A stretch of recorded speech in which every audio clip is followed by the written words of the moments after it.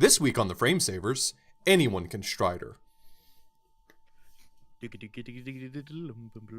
classic song.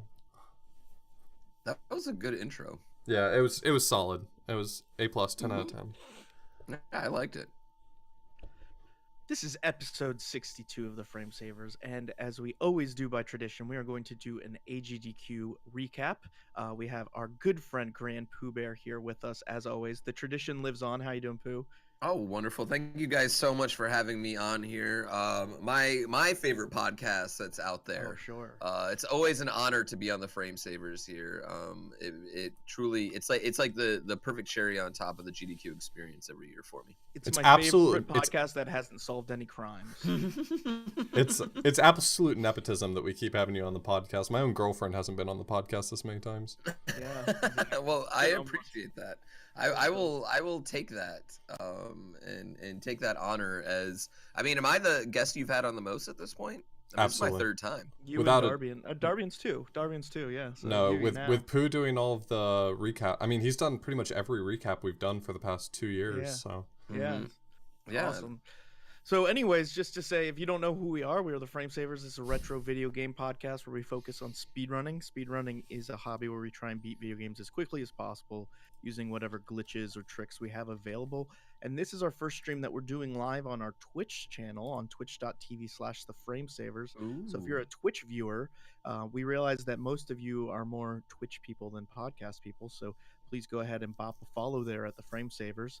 But before we dive into all of this nonsense, what have you been up to, Chad? Have you been at AGDQ? It's kind of a simple question for us to ask at this point. We've seen a disgusting amount of each other, frankly, over the past few weeks, and at this point, I'm just ready to be just rid of everyone I know, including you. Yeah. So Auth was nice enough to let me come and stay with him for a week before GDQ because I was already in Atlanta visiting family. So he already had his full fill of me. I mean, probably a day in, but definitely by the time we got to GDQ. So I tried to give Auth his space because I know a little bit too much of John Carl's. It can't be good for anyone. But we had a lot of fun getting to actually do like streams at his house and hang out. We played some really bad PS1 games. We did some Link to the Past races. It was a good bit of fun. Yeah, it was fun, and it was a great chance to just hang out before the actual marathon started. We had Tina Hacks over at our place as well. Those of you who know Tina Hacks, so it was a ton of fun just getting to chill with friends before going to go chill with friends. Absolutely. Before we dive into this episode, just community events coming up. We don't have a lot because we just passed the big one, but A Link to the Past is having an all dungeons community race. That's actually a game where it's not randomized. You actually play it like it was made and sold in the store, but that's going to be following the footsteps of Get Yourself the store in Speedrunning. Japan. Yeah, the store in Japan, not any store here. Yeah, the 1.0 store. But so there's going to be an all dungeons community race going on January 27th at 4 p.m. So if you're interested in that, you can find the pace bin. We'll tweet it out, but that'll be on the Speed Gaming channel. There's also actually going to be a Link to the Past No Major Glitches tournament that both Chad and I will be racing in, so that'll be a ton of fun as well. Yeah, we promised to tweet out the pace bin. For a few months. We promised to tweet out the pace bin for all dungeons ages ago. I finally tweeted it out today. So it's on our Twitter already. If you're looking for it, it has all the information that you need for learning the category if you want to participate, or if you just want to watch, it's going to be on Speed Gaming. So that's just as much of an option. Definitely. So this is a podcast where maybe not everybody knows what AGDQ is. Maybe they were looking through, the top like 2 or 3 podcasts on iTunes and found us. What is AGDQ, Chad? AGDQ is Awesome Games Done Quick. It's a charity marathon that takes place once a year. It has a pairing marathon Summer Games Done Quick that takes place every summer, but Awesome Games Done Quick takes place in Herndon, Virginia, and it supports the Prevent Cancer Foundation. So it's a great opportunity. It's sort of the mecca of the speedrunning community. It's not so much a convention, it's not so much a conference, it's more just an opportunity for us to all get together under the conceit of doing a charity marathon, but for a lot of us it's really our chance to connect and interact with the rest of the community and build up those relationships that really help us, help this community grow. So Definitely. It's 7 days straight of 24/7 of speed runs that are going on. It's really awesome. But while you're at the event, most of this podcast, we're going to be just talking about which runs we liked or which ones you might not have seen that you would like. But most of the time we spend there, we're not watching the runs. We're doing all kinds of other stuff. So I figured we'd do a little behind the scenes before we dive into that. So what are some of the fun non-stream watching things you guys did at GDQ? Well, I think the one that me and Graham Pooh Bear both have in common is that we did an escape room with Escape Room Herndon, which is a pretty nice escape room company that's really close to the venue. I had booked in advance with some friends on basically the day I arrived, so Sunday night, and we may or may not have set a new world record for that room. I'm not 100. I'm not 100% certain. Pooh Bear broke that record, did No, you? we lost. We literally lost by a second, which is in escape. In an escape room like that, it's like you put in one code wrong, or we could point to any sort of thing that would have got us out. Your wife advised me that you lied and that it was 2 seconds. No, it is official. You can check the time that they had. Actually, I think it was 0.40 seconds, 0.04. Oh. Like it was it was ridiculously close. They had to retime it. I wanted them to go back and retime Oss run for frames because well, yeah. What if they hit the clock? What if there was a missplit somewhere? It was. Yeah, actually, I ended up getting 3 second places, which kind of I'm a little butthurt about. They even let me stream one of their escape rooms, though. The one that was really cool. I went back and watched some of that stream. That was the room we ended up doing kind of on a lark. We went back another day, a few days later, because they were retiring that room, they said.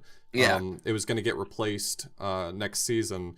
So I presume that was the reason why they were okay with you guys streaming it. But it was really interesting because I did that escape room and then like 2 days later watched you guys do it. The whole time I'm like looking at things on the wall. I'm like, go look at that thing. Go look over there. That's kind of so cool knowing like the solution, being able to watch somebody's like thought process through solving it. Kind of like watching a blind run of a game or something that you've speed run before. Yeah. So, that's totally what it's like. Yeah.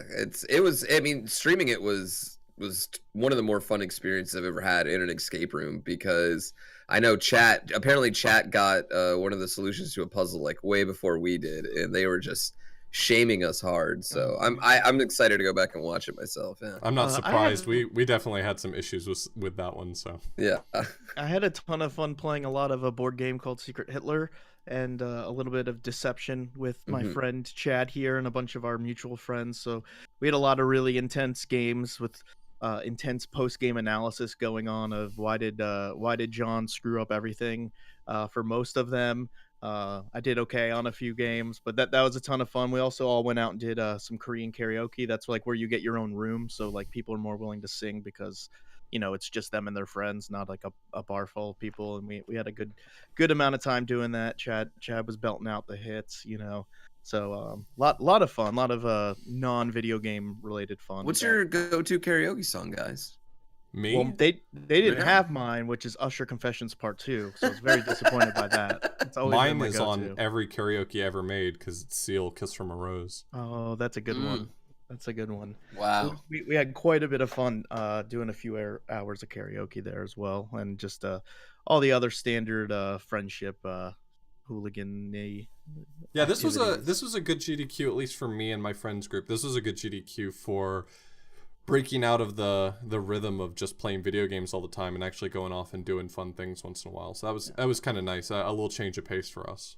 Also, the practice room. I mean, I did spend a decent bit of time in the practice room. I learned Final Fantasy Adventure on the Game Boy, so I learned that whole run there. That's the first time I ever like really seriously learned to run at GDQ, and that was a lot of fun.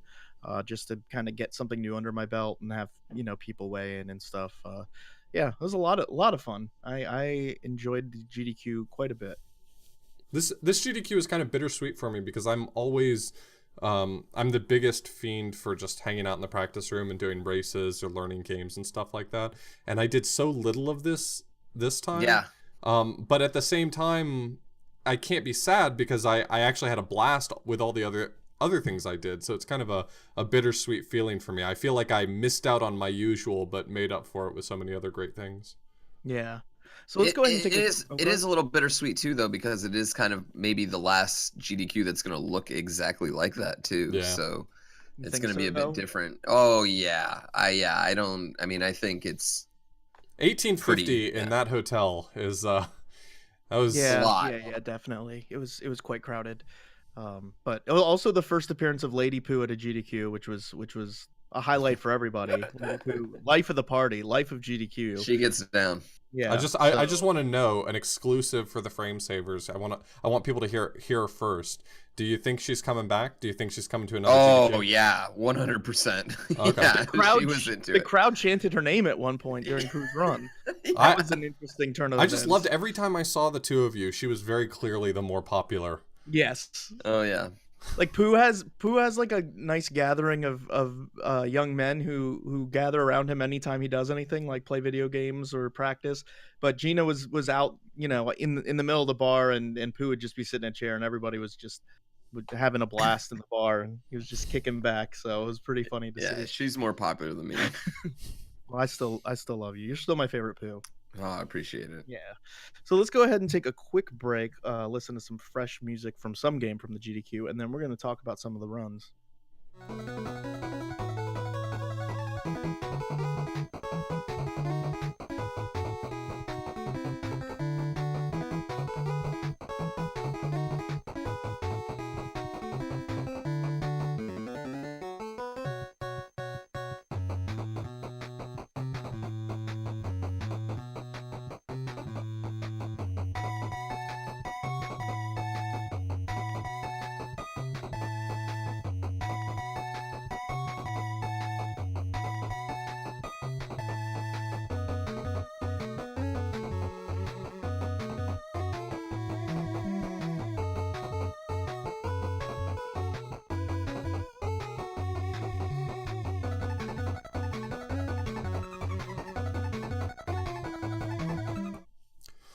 So the first thing that we want to cover, so we're going to talk about some of the runs that we saw at the GDQ or maybe didn't see, and we kind of always try to break this down. We've done this a lot of different ways for our GDQ recaps, and the way we like the most is we're going to start off talking about some of the more popular runs. So for those of you who were watching the GDQ religiously or following, the different articles that got posted about it, a lot of these you probably already heard about or probably already saw, especially live. But we can't not talk about them just because they're popular, right? That's Sure. Though that There's does a sort of lot sound really big that hitters does this sort of year. sound like our brand to purposefully not talk about something just because it's Yeah. popular. We're like, what's the best 3:15 a.m. run that we saw? Because Yeah, that's more our flavor right there. What's the best run that had no one in the audience for it? So I think, Yeah, but there was a lot of heavy hitters. I think my favorite, Awful Block's my favorite every year. I guess I kind of want to start off there just because that's the highlight of my GDQ. And it's cool that it's become in this list because I think it should normally or probably started off as being in the You May Have Missed It list, but now it's like kind of like a big event. It's like it was 10 hours long this year or something. yeah, It was not like a 3-hour chunk of time. It was like 10, 11 hours. It was really good too, though. Yeah. It was. I mean, the games that, like, starting off with Superman 64 Yep. was kind of like a great way to start it off, especially given that Darbian was sick and was supposed to kick it off, right? Correct. Yeah, he was supposed to kick it off with Princess Rescue, but he got sick, so they bumped him to Saturday. So I kind of include him as Awful Block as well because Yeah. Princess Rescue is an awesome run. But yeah, Superman 64 worked as really well as an intro to Awful Block. Yeah, and I think think it about just it, kind of but set it up.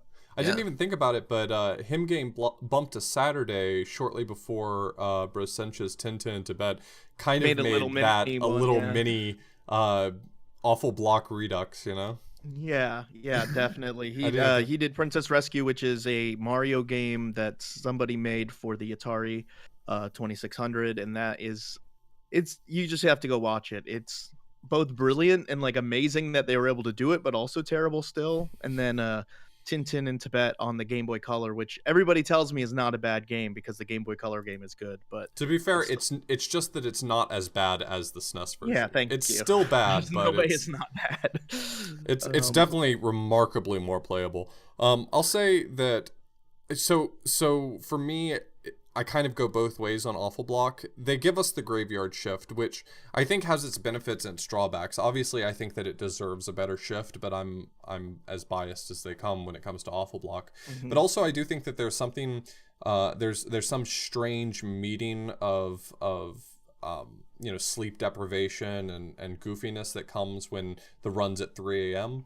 So I do appreciate sort of the ethos that Awful Block takes on from being at that sort of awful hour, but at the same time, I think Awful Block is really coming into its own, and I think it's getting stronger and stronger every year. People have been talking about how it's really grown in the sense that I think the Kuso community is doing a better job of managing themselves at this point. I think we have a little community in the Bad Games community where we know what we want Awful Block to look like, and it's starting to turn into this well manicured, well curated experience. And I think that we're getting to the point where I think we deserve prime time as well as anyone else does, just because of the reputation that we're starting to get. But that being said, it's hard for me to be critical because in the past, they've always given us like 5 or 6 hours, and they were exceedingly generous this time around with the amount of time that they gave us. So, yeah, I definitely am I love the overnight Awful Block, and I can't see it working like in the middle of the day. I can't eat I can't eat a turkey club and then go see Awful Block. Like I gotta be I gotta be so tired. No, I think the sleep deprivation, it's it happens kind of earlier in the week when like I'm not gonna lie, I for the first part of the Superman 64, I had a little buzz going, you know what I mean? Like I'm in the right mood for it. I don't know if it's happening at the middle of 3 in the afternoon, I'd be as in on it, if that makes sense. No, I completely agree. But this one I think was particularly good, like to the point where people are talking about Arabian Nights as the run of the entire marathon, like the absolute run. So I can't argue and say that, like, if anything, I would like to see like not just an Awful Block, but like an awful day, like an entire just do it, like AGDQ, just give it to them, just play them all, give the whole Awful Block, and let Brosenta and Auth have to be on 95 couches in a row. And there's a lot of Brosenta and a lot of Auth, which is always a good thing in my mind. But I think that's another thing that really helps you guys on the Awful Block is you have two incredibly talented mic guys that can really help carry, especially with your dry sense of humors and Brosenta's laugh, that can really help carry the entertainment value of some of these games. I think an hour of Brosenta's laugh would be a good block to have next to it. I will say, like, well, one, it hurts a little bit that Baby's Kids couldn't make this 10-hour block, because I think that terrible game deserved to be a part of this 10 hours. But EnviroBear, so if you don't know, that was a donation incentive for, basically it was 5 levels, if you want to view it that way, and the first level was going to be played completely blind by either Auth, Brosenta, or a number of other people. I think Linkums was in there, and Kizaron, and it was right down to the wire, where I know Auth was just pushing for people to donate for Brosenta. It was great. They were me and Brosenta both wanted the other one to play it, not because neither of us wanted to play it, but we both thought it would be hilarious to watch. Yeah, and so we were. But I never expected the crowd to get so into this game. I mean, there was chanting. It's like I was at a soccer match. There were people just chanting about the fish, chanting about the caves. It was wild. And it was I said it on stage. I felt like I joined a weird cult. Yeah, it was like 4 a.m. It had way more energy than that game had any right to have, and it just made things so much fun. Yeah, it was really awesome. I mean, in general, the Awful Block was super strong, and it's like you said, we've kind of built up this thing. It's not that we're collaborating on what to submit, because Headstrong submitting EnviroBear, or Headstrong submitting Superman 64, the EnviroBear community submitting that game, Cotty submitting Arabian Nights. We didn't talk about it in advance. But we kind of have this little community where it's so easy to pull together the right people to make each of those runs work in quick succession. So, pulling Brosenta onto the Arabian Nights couch, having Spike for Superman 64, having, all the hype around EnviroBear, like it just worked in rapid succession, and it made it such a great experience. Yeah, that was awesome. Moving on from Awful Block, if that's cool, just for time's sake, I think the Strider tutorial was the highlight of the GDQ for me, or just kind of the thing that stood out the most. If you don't know, this idea I was in love with when I first heard it.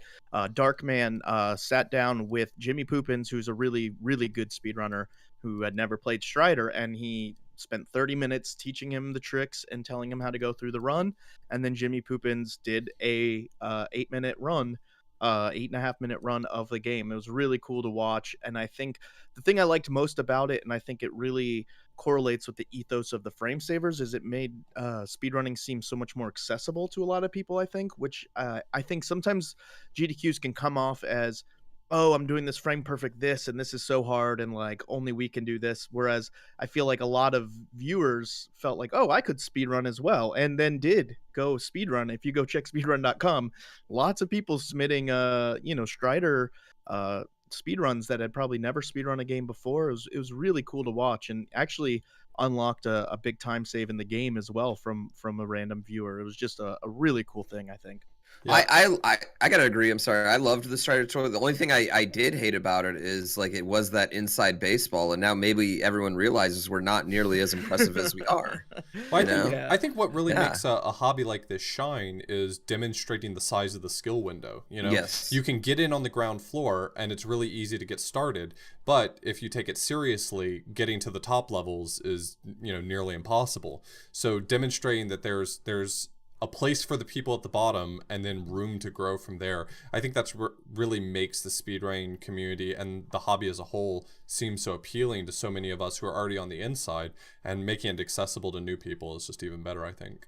Yeah, and that's something we push for all the time, just trying to make sure people know that like speedrunning is accessible. If you want to do it, like you can do it. And you might not be able to do it at Cheese or Darbian's level, but you can do it in a way that's fun and satisfying, and we love. And I think that really just put that to a big stage and made a lot of people realize, oh hey, I'm not I don't have to be someone special to speedrun, because that's just not the case. So that was really cool. I gotta say my favorite run, this isn't even a question, I'm a huge Zallard fanboy, but his one or 2 game 1 controller run was amazing. And one of my favorite moments is just like watching his eyes dart back and forth between the games. Yeah.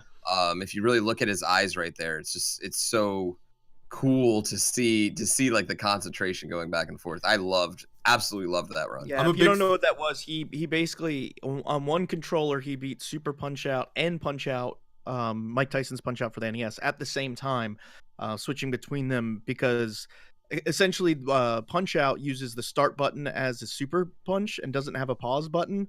So he was able to pause Super Punch Out at certain periods of time while he was using his super punches in Mike Tyson's Punch Out, and switch between the fights. And I mean, the hypest moment of it, if you don't go back to watch the whole thing, which would be foolish if you didn't, was the fact that he was able to one round Tyson, which like he got bad RNG in the beginning, which basically made it almost impossible that it was going to happen. Like he was definitely shocked that it happened, and it was an awesome run. Yeah. It's crazy. I'm a big sucker for unintentional comedy, and that sort of occasional he'd drop a punch and the opponent would seem pained, and then he'd pause the game right during that animation. Yep. And the crowd just ate it up. Yeah, he had to, when he was using the super punches in Mike Tyson's Punch Out, it would pause Super Punch Out, wherever he was in the fight, oftentimes as he was hitting somebody, and their facial expressions were always just like so ridiculously animated, and it worked perfectly because it was unintentional. It's just kind of the result of that run, and it was so great. It's incredible. I don't think he's gotten the respect for that he really deserves, because if you really think about the process of figuring that out, that is an incredible puzzle to have to work through, figuring out how to beat both of those games simultaneously. I think it will never be fully appreciated how much work must have gone into that. Yeah, and it is a testament to like Zallard's skill. Like he's so ungodly good at both of these games that this is like the only challenge left for him. And he does them blindfolded, for the love of God. Yeah, like it's blindfolded. So. Yeah, I mean, there's the only like he was even talking. It was funny after we talked about after his run. Someone even said like, "Oh, so when's blindfold?" And he goes, "That's never gonna happen." And then he looked at him again. He goes, "Probably that's gonna happen." Like he totally changed his mind. You could tell him, he was already thinking about it right there. Yeah, so we need blindfolded. He was talking about that's the next step. He was talking about the run in particular, and he was saying how he had some scripting, but for the most part, he was really having to play it fast and loose, improvise on the fly. Mm-hmm. And the fact that it went what seemed to be so effortlessly, being put together just improv is incredible. Because something like that, if I were to take on that challenge, I would script the whole thing from start to finish. Like, I would have no idea how to go off book. But for him, it's just it's seemingly effortless. Because when you knock down certain enemies, they might get up on a 3 count, they might get up on an 8 count. And normally that wouldn't make a difference except for a little bit of lost time when you're playing the one game, except now the other game's still going on and it's at a different point than it was supposed to be. So a routing masterpiece, if you will, something I need our boy Author Blues to do, because you're the routing expert. But just a super cool concept. I hate to admit this, and this is going to be painful that it is recorded and there's many people listening and watching, but I really love the Link to the Past rando race. I know I am outspoken as being anti-randomizer. I have an anti-randomizer tattoo, but I love this race. It was great. I legitimately have never watched a Link to the Past randomizer race or run ever in my life.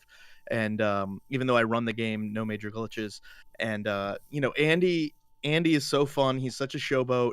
He loves hovering in the most ridiculous spots. And the race was right down to the point where they were in Ganon's Tower and Walrus Prime was sitting next to me and he was like, "This is over.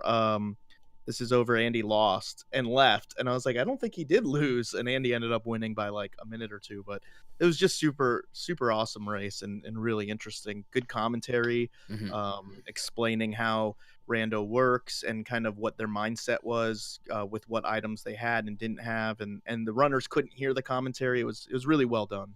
Yeah, they knew that Randomizer was kind of on the hook. They knew that they had to put on a good show in order to do a good job. And honestly, I think that they really brought it in a big way. They had the perfect commentary team you could have asked for. They had one of the devs from the Randomizer. They had Willard, who I've never met anyone with more charisma than that guy has. And then they had Patty, who was just the comic relief and did a fantastic job the whole time, making it super entertaining. And then with the combination of Andy being such a high-level player and Christos Owen being so brilliant at that game, being able to work out the puzzles, I think that was perhaps the best showing that a randomizer could have possibly asked for, and hopefully opens the door to some consideration for randomizers going forward. That was their one-shot Mom Spaghetti. Yep. And they got it. Yeah, no, it was really, really good. It was awesome. And I think we were all kind of iffy on how well it would be received, or at least everybody didn't know. This has never been in a, people have been submitting rando for a bit and it's never been in. And, this was pretty prime time and stuff. And a lot of things, I guess, could have gone wrong. One runner could have found a key item way before another and it could have been just a huge blowout or anything like that. But like you said, this was kind of best case scenario, perfect commentary, 2 really great runners staying neck and neck the whole run, and it was a great time. I don't have anything bad to say about the rando race. I personally I'm not like you two, that I'm not a hater, and have been I'm a very big proponent of randomizers and user created stuff in general. I'm happy to see definitely the on the flyness get respect too. And I loved it. Yeah, I mean I really can't say anything bad. I thought it was just and for someone like me who didn't necessarily understand why each item was a big deal, I thought the crowd itself was so knowledgeable that you felt like when a big item was gotten, they reacted in the best way, that you were like, oh snap, this is a big deal. So I thought they'd that find was the hammer or something, and the whole crowd would be like, oh, the crowd was really like, good. The hammer must matter because the crowd is very worked up about it. I thought that run, the crowd really really helped my appreciation of everything that was happening in that run, as someone who doesn't necessarily know the game that well. Definitely. I mean, it's a tough thing to communicate because outside of kind of trying to explain to people who haven't, say, run Link to the Past or know what the items do and stuff, now you're trying to explain, how important they are to unlock this puzzle of randomizer. And it's, that's a really hard thing. As someone who's done a lot of commentary, that's a really difficult thing to do. And it's not like they knew the seed ahead of time or knew what was going on. And so their ability as commentators to stay on top of that and work on the fly was also just super impressive. Yeah, it really was pretty much the best case scenario. One of my big highlights for the week was actually that Yoshi's Island race that took place, the 4-way Yoshi's Island warpless race. that was super hype the whole way through. It was a pretty close race from start to finish. Calco, who is I'm a big fan of. He's a Super Mario World runner who has basically done a clean sweep of all the no cape categories. He took it upon himself what seems like only maybe a year ago, 6 months ago. It really was not that long ago. Took it upon himself. He finally decided, I'm going to learn Yoshi's Island, and then got world record in what seemed overnight. And he is a fantastic runner, super nice guy. He was completely crushing that run until one mistake ended up costing him the lead. But it was so close that all it took was one small mistake to bump him from first to fourth. That's how close that race was the whole way through, and it was super exciting to watch. The big skip, the 5-4 skip, all four got it. Yeah, everyone was really anticipating it, and they all 4 of them nailed it. I mean, it went differently for different ones, but they all got it first try, which was crazy. What was crazy is the end of the last person to get it. Like, they made a mistake or something went poorly, and the way they saved it was like so dramatic and more hype than just getting it, off perfect execution, because they were like almost dipped all the way off the screen and had to get this bat to come over and like barely got it. And so it was pretty shocking to see all 4 runners be able to get that trick is just beyond my comprehension. So yeah, really cool. It was nice seeing Yoshi's Island back in such a big way too, because it has been a while. I mean, since it led off with Trihex, probably. Yeah, it's been a long time since they've had it back, and because it is a rather long game in general.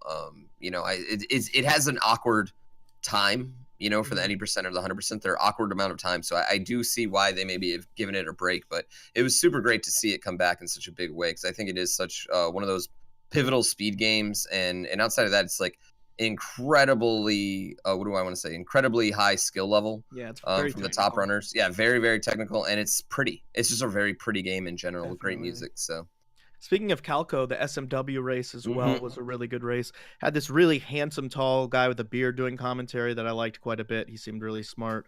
I think Dot shaved. No, but in all seriousness, it was a really good race. SMW, is a community I'm vaguely involved with, that Chad's heavily involved with, but it's a really solid race if you want to talk about that. Yeah, I mean, it was No Cape, No Star World, and you did commentary for it. Yeah, I know, but all the categories are the same. Super Mario World's that game.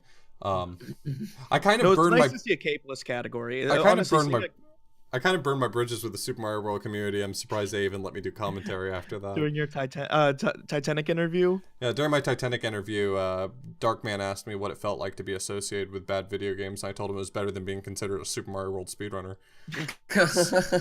Oh man! And then afterwards, they asked me if I wanted to do commentary for the race, so I knew it was okay. Yeah, that was funny. But it was cool to see a capeless category too. Race capeless categories are really interesting. You probably most of us who are really involved in speedrunning have seen a lot of SMW cape abuse, and the capeless categories have so many different tricks and interesting routing decisions that I think it was good to see those on the front stage. Yeah, it's like a completely different run, and it went really smoothly. I mean, aside from Silver Star, who is a noted no cape speedrunner himself, so he's got some fantastic times in all of his categories. Calco's run at that marathon beat everyone else's PBs in the category. So I mean, he completely crushed it. He does what he usually does. I mean, Calco performs so well under pressure. He doesn't crumple. I mean, his world record was in a community show-off race. So yeah. It was trying to hype up a certain upcoming SMW event. So there was like just a big race, and he got the world record in that. So clearly racing for him, not taking PBs off the table. Not a lot of race strats for that man. Yeah, Calco is one of the best speedrunners in the world, and there's not really another way to put it, honestly. Yeah, he kind of came into his own with Kaizo 1, wasn't it? I feel like that's where I first saw his name, was when he took the Kaizo 1 world record, and as far as I know, he's got a pretty commanding lead of that game now. Oh yeah, no, I don't think I mean, if you're talking about breaking that record, you're talking about seconds, which in Kaizo games, when you're getting into the 2s and 3s of seconds, that's damn impressive. So Yeah, I think my whole career has pretty much been based on the fact that he doesn't want to play Dram World games for some reason. So hey, that's thank you, Calco. Just stick to those Kaizo and no Cape ones. I'll be happy about that. Thanks. Just leaving some for the rest of us. Yeah, leave me some. Speaking of clutching it out, the Mega Man 1 to 3 play was a big highlight for me. I'm a big classic Mega Man fan. Just in general, my first speedrun was Mega Man 1, and this was 4 teams of just some of the best runners in the world for just video games in general. You got people like White Hat and Endy and Cool Kid, and the Mega Man 1 race a few years ago or a year ago or whatever was already really good on its own, and this one lived up to it. But then you get 2 and 3. It was awesome to see Cypher, who's just a speedrunning old boy, come back and do a speed run at a GDQ and just kill it. Prissy on Mega Man 3 just clutched it out. I mean, he just basically won the whole race for his team. But it was just a really awesome race, honestly. A lot of lead changes, a lot of really cool tech in all of those games. Definitely worth checking out. For the past year or so, Cypher's been taking a little break from speedrunning, and from the sounds of it, getting into the Mega Man 1 through 3 relay, the hype surrounding it and how much fun he had, sounds like he's coming back. So, I mean, if that race had no other positive impact on the speedrunning community, having Cypher I don't know potentially if that's the coming case, back. but I would love to see Cypher speedrunning again, because he's been a guest on the podcast, and he's just an awesome guy to see every GDQ, and it'd be cool to see him speedrunning again. But just literally like 12 top speedrunners all involved in the same race is just pretty awesome to see. And following up just kind of on the similar accord, the Mega Man X any percent race was, I think, 2-second win by Walrus Prime. It was real close. It was a very good run.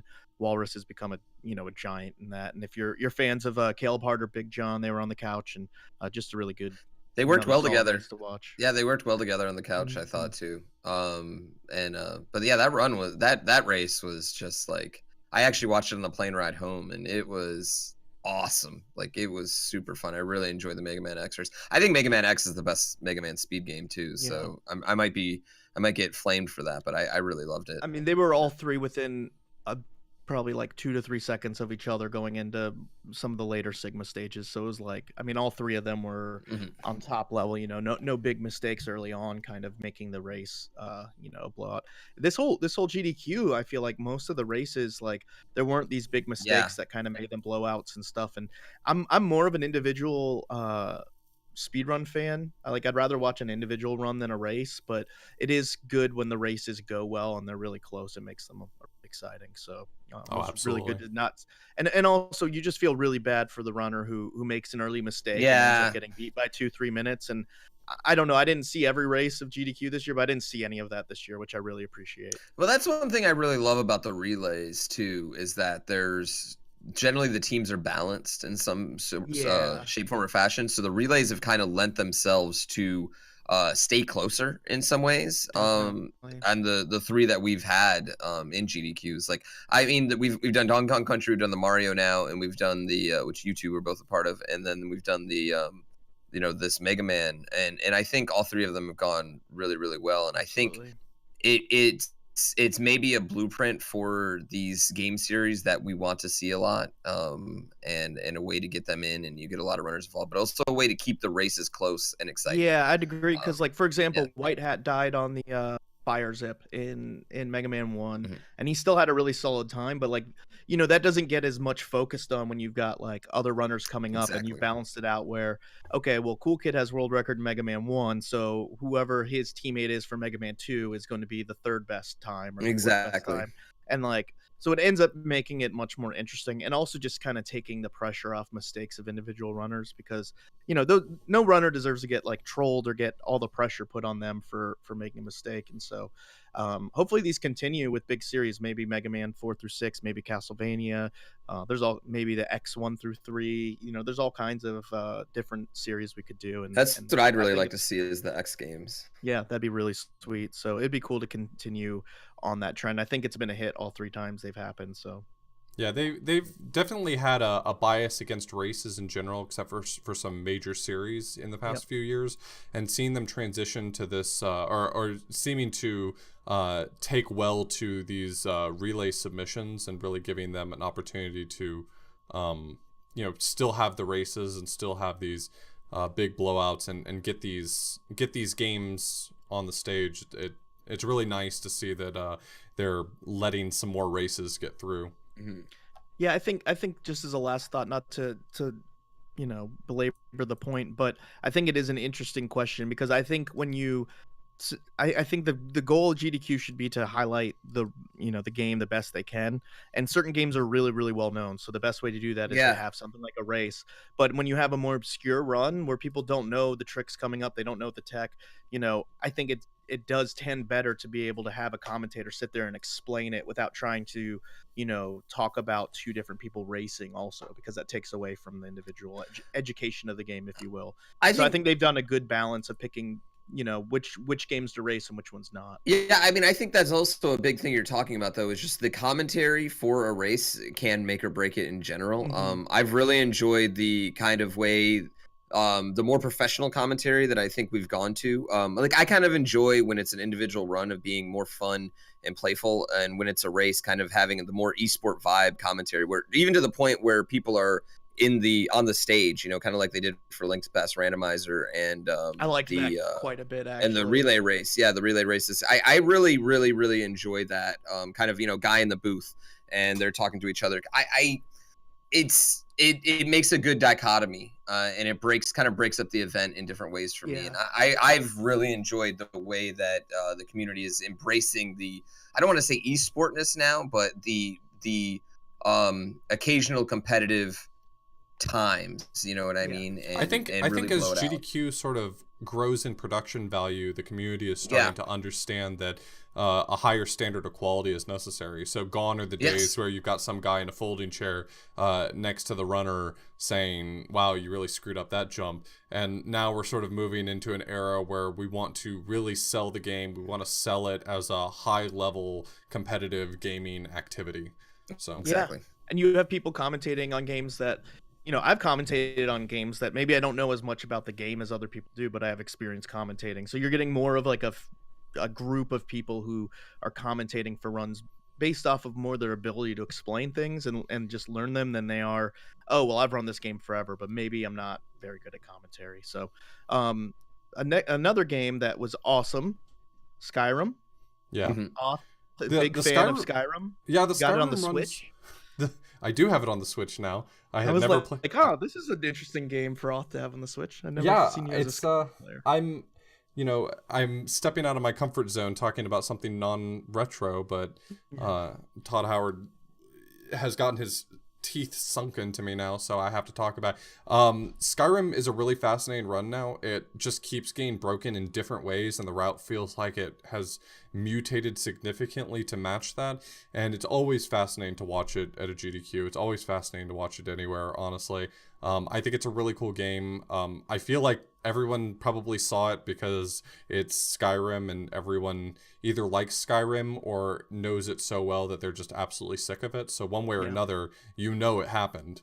And I think it's a really exciting run to watch. More and more tricks get discovered. Things like horse tilting to persist speed through save files. The way that the main quest line just completely gets busted and rerouted and reorganized every single time. I mean, I remember watching ages and ages and ages ago, watching Wymorn do speedruns, and now, Wasmanin, who is an old Super Mario World speedrunner, is just decimating that game even more.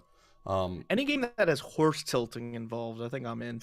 I'll sign up for a horse tilting strat. Absolutely.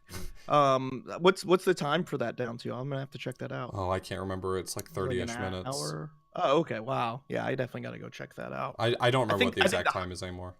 I think we all know the best run of the whole GDQ. Shut up. Coming up here, Dram World 2. Well, I mean, by the most popular speedrunner in the world. I don't remember his name.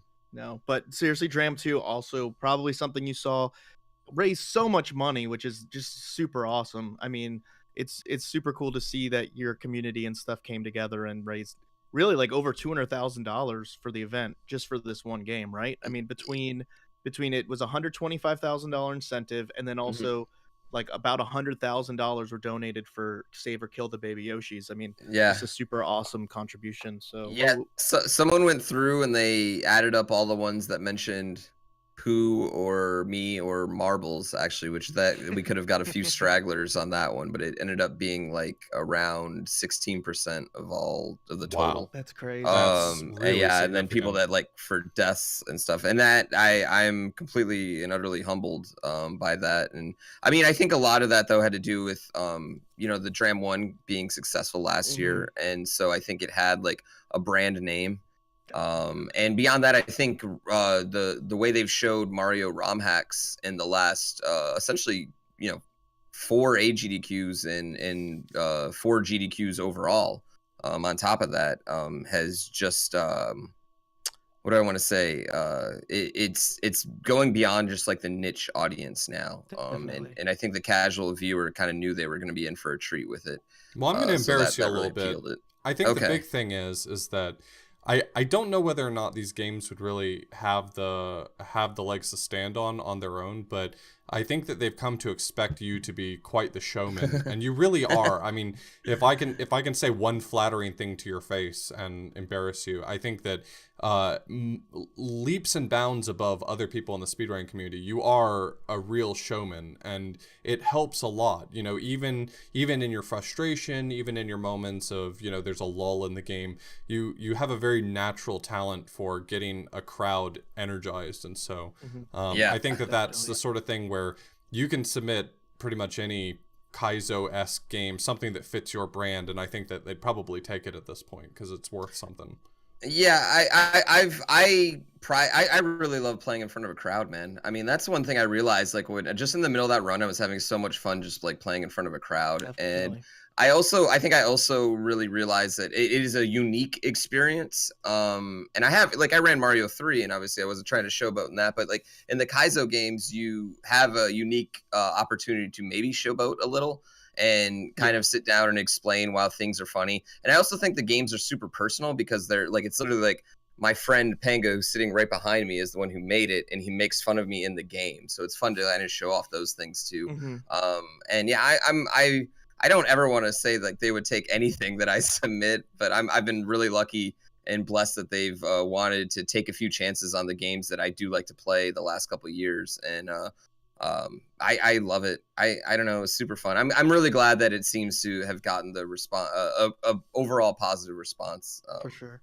I from would say the general speedrun community, because I think the speedrun community kind of looked down upon this and like Mario Maker stuff before, but I think it's really I don't know, I think it's accepted now. I don't think anyone feels like that, you know, no, for anymore. sure. Yeah. I think it helps that it was later, and obviously later in the Yeah, week. Obviously, the incentives get bigger. People start donating later, but I think exactly. it was also really crucial. You know, this is the first GDQ without Super Metroid, and I think that was a really good move by, you know, it wasn't just GDQ. Like, I know the Super Metroid community was kind of you know, not into submitting it as much this year, and I think a lot of people in the past have said things like, you know, oh, you know, if you ever get rid of Save the Animals, Kill the Animals, or if you ever get rid of Super Metroid, like GDQ will fall apart. It'll never raise any money. And it's just a good thing to show that like GDQ is about charity, it's about speedrunning, it's about fun. Like, Mhm. you know, we're not dependent on any one personality or any one Yeah. video game. You know, obviously certain games pull more than others.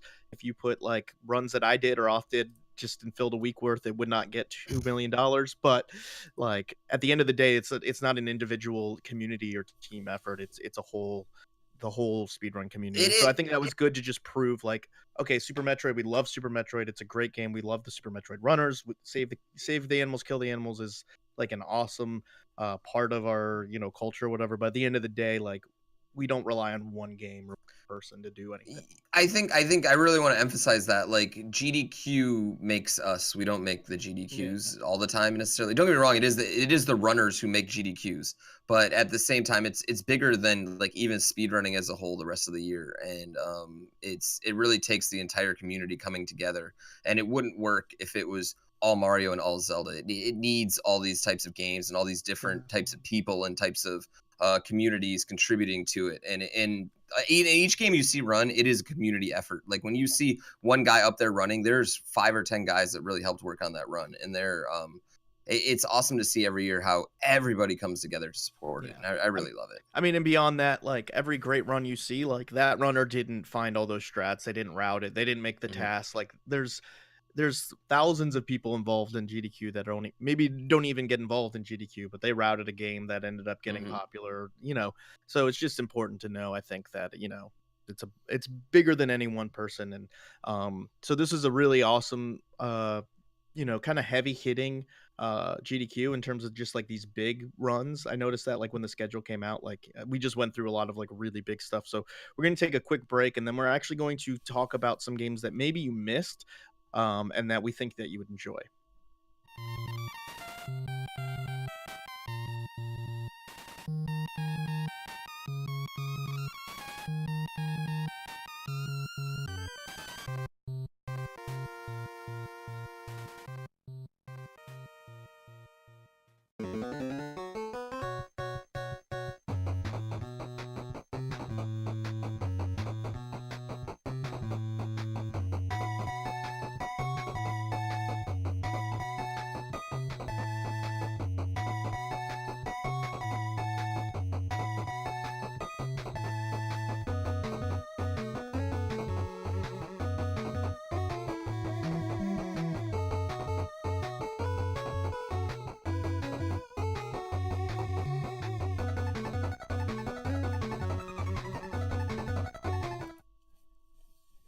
So like we said, we're going to go through some of the games that, maybe weren't quite as popular, or just maybe people missed them, not the most hype runs, but ones that we really enjoyed.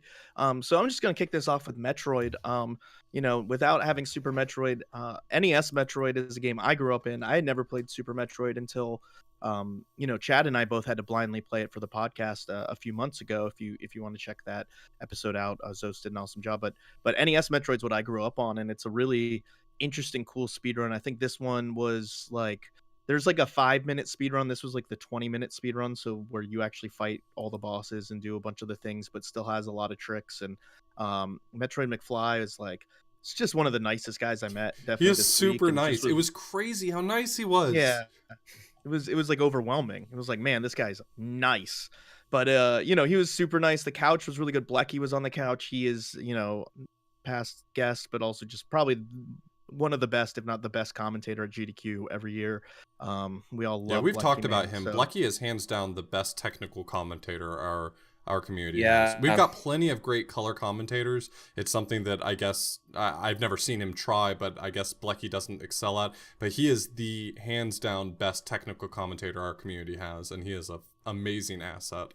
Yeah, and so he did a great job. The Mother Brain fight, if you want to just one part, that's kind of like his specialty, and it's just really impressive to watch him do that fight. It is a very difficult fight if you've ever played that game casually, and he doesn't make it look easy. It still looks hard because there's a lot of things going on, but he took very little damage and just kind of tore through it. So that was a super awesome run. I really enjoyed. In terms of talking about commentary, to try to draw the parallels, Wonder Boy the Dragon's Trap, I think, was a fantastic run. And you would think that this would be self-serving for me to mention Wonder Boy the Dragon's Trap because I was on Couch for Commentary, but that's not what I think made it good. What made it amazing was that one of the team of devs that made this game, Lizard Cube, they sent one of their developers, Sebastian to AGDQ from France to commentate this run. And I'm personally a sucker for dev commentary, good dev commentary that provides like ample insight into what makes the game tick and why it's a labor of love and that sort of thing. And if that's not basically the perfect example of that, I don't know what is. Sebastian loves the original game, was responsible in large part for making that game the perfect homage to the original. And then on top of that, he's a huge supporter of the speedrun community around that game and of Tina in particular. And he flew out to commentate it, and I think it was just amazing.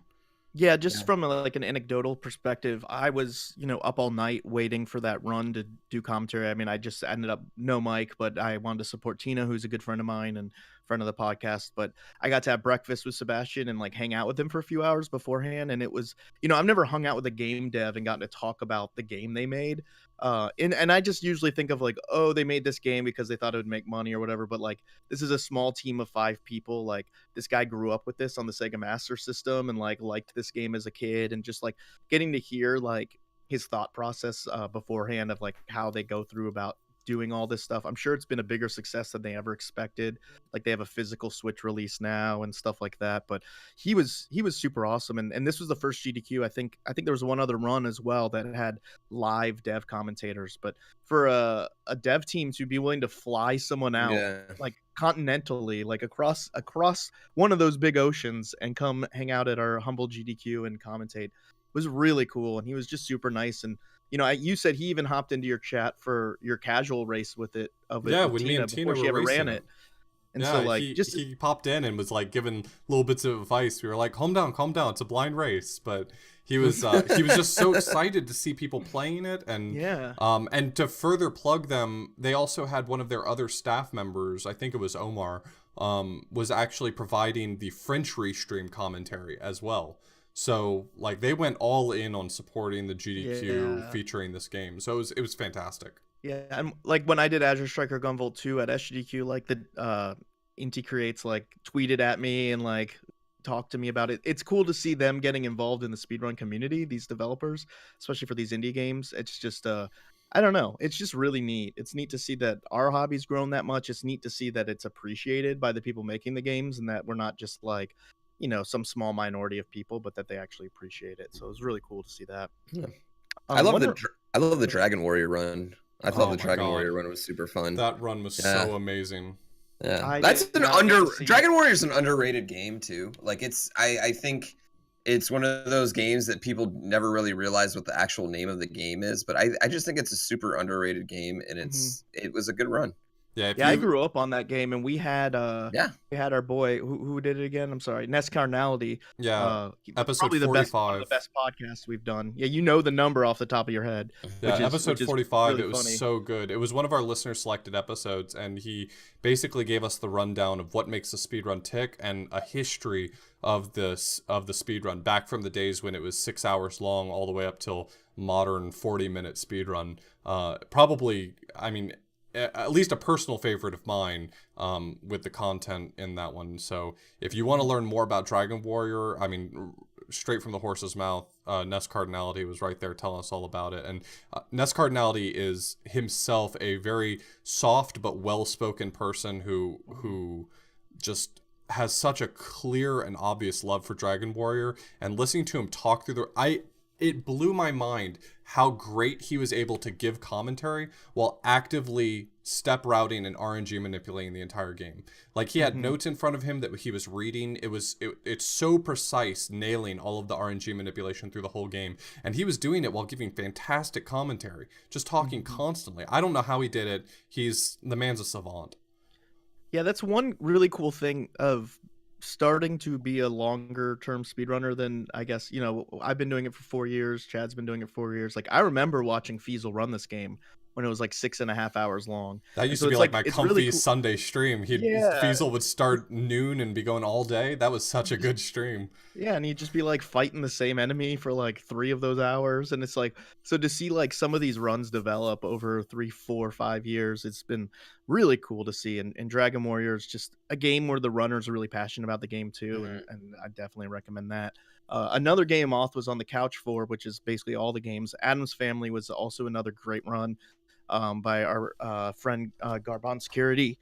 They did the run of any percent at GDQ. I don't know if it was SGDQ or AGDQ previously. I think it was SGDQ last. I think it was. And so this game got back in for I think is it 100% category? All bosses category, because the game can be beaten in like 4 minutes. So it was really cool to see the full game, and the game is just really heavy on tech and movement. If you try and keep these speed shoes, it's incredibly daunting. And it was just Garbon Security's really stepped it up both runs and just put up really top tier runs especially for a GDQ setting, and I definitely recommend. Yeah, Garbons is a fantastic runner, and the run went about as well as it can.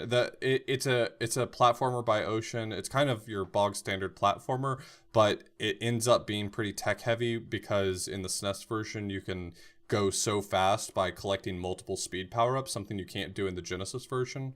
And Garbons is so good at that game. They got a crazy good time for being in a marathon, and then on top of that, just I don't know. It's just such a fun run to watch. I'm biased because I've run it myself, but it's definitely worth a look. Definitely. Another run I was really into. This was like 1, 2 in the morning. I get the benefit of sometimes going home and sleeping in my own bed, and because I live so close to GDQ, and I think I woke up in the middle of the night or whatever. I was watching some weird runs, but 007 Agent Under Fire. It was just on Mr. Shasta. I think is a friend of Chad's. I've heard his name before at least. I was like, oh, I'll check this out. This is more of your like summer blockbuster kind of speed run, like more about the comedy and the explosions and then like seeing some crazy thing. I mean, he did a really good run, but it was just really kind of like a fun, laid back, cozy run. There's a lot of interesting tech. The commentary was silly, but like not too silly. It was really solid, and I never would have thought I'd enjoy that. That's I guess kind of the love of GDQs is like you pop on the stream at like 3 in the morning one night and you see some game you've never played and you just kind of get to enjoy learning about that world. So that's one I definitely recommend. Yeah, I like Princess. Yeah, I like Princess Rescue. Definitely. Oh hell yeah, that one's such a good run. But we already talked about that. Yeah, I mean, it a was sort of funny the game. it was sort of the second half of the awful block, and thank goodness Darbian was feeling well enough by the end of the week to do that run. He ended up getting sick, and so he canceled and rescheduled. But I'm really glad that run got to be showcased, because I mean Darbian's already so well known for doing SMB1, and seeing a Atari 2600 bootleg or homebrew Super Mario Brothers 1 port. It was really fun, and honestly, my previous comment about Blecky being a really good technical commentator, this was a run where he commentated and he had just, it was really silly. It reminded me of his commentary he did for Umihara Kawase years ago, where it was just really rapid fire, really short, and you could tell that he had like really polished the jokes to get it just right in the amount of time. It was a really entertaining run from start to finish. So also really entertaining to watch TMR play through this whole game blind in the practice room. That was a fun experience to watch somebody get to experience the glory of Princess Rescue on the Atari 2600. Yeah, if we're gonna Tintin talk, also Princess Rescue. Second bad game. I didn't get to catch this. This would be on my I want to see it and missed it, along with Princess Rescue. Although I've seen Princess Rescue speedrun. What was Tintin like? So it's if you've ever played the SNES version, the SNES version is well known for being just a really bad game, in the sense that the game doesn't really communicate expectations to you, and so it's a game of trial and error, figuring out what things in the game hurt you and what you can do and how to get through it. It's really challenging for all the wrong reasons, and so it has this reputation.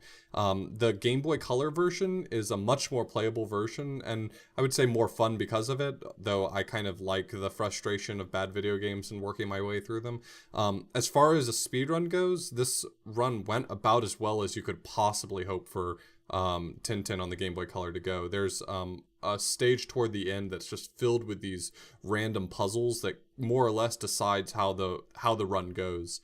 And almost all of the puzzles went about as smoothly as they can go. There were shuffling puzzles that were like half solved when he arrived at them. There was a music listening puzzle that he was just flying right through.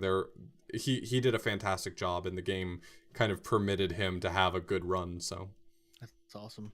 One that I guess could possibly be listed as like a bigger game, but I don't really feel like it has the reputation of a bigger game, even though it's a Mario game. The Super Mario 3D World one was really interesting. That's because it's the worst Mario game. It's the worst Mario. I'm sorry, I just said it. I'm gonna say. Yeah, not that beloved, but it was a really interesting run. I mean, you have a lot of different characters you can switch between. What was kind of interesting is he got a bunch of people. This is kind of harkens back to the old days of GDQ, where somebody donates and says, well, if you do this, then I'll give, this much money. And that's kind of how things happened back then. They were giving him money to play the Victory Road, or the very difficult ending level as Mario, which is a character you don't really use in the speedrun at all. And so he ended up doing that, which was, which is pretty cool of him. He had a really good sense of humor about it, even though it was like he died several times because he didn't practice this or prepare for this. But 2 or 3 people were like, "Well, I'll give $150 if you do it." So he was like, "Okay."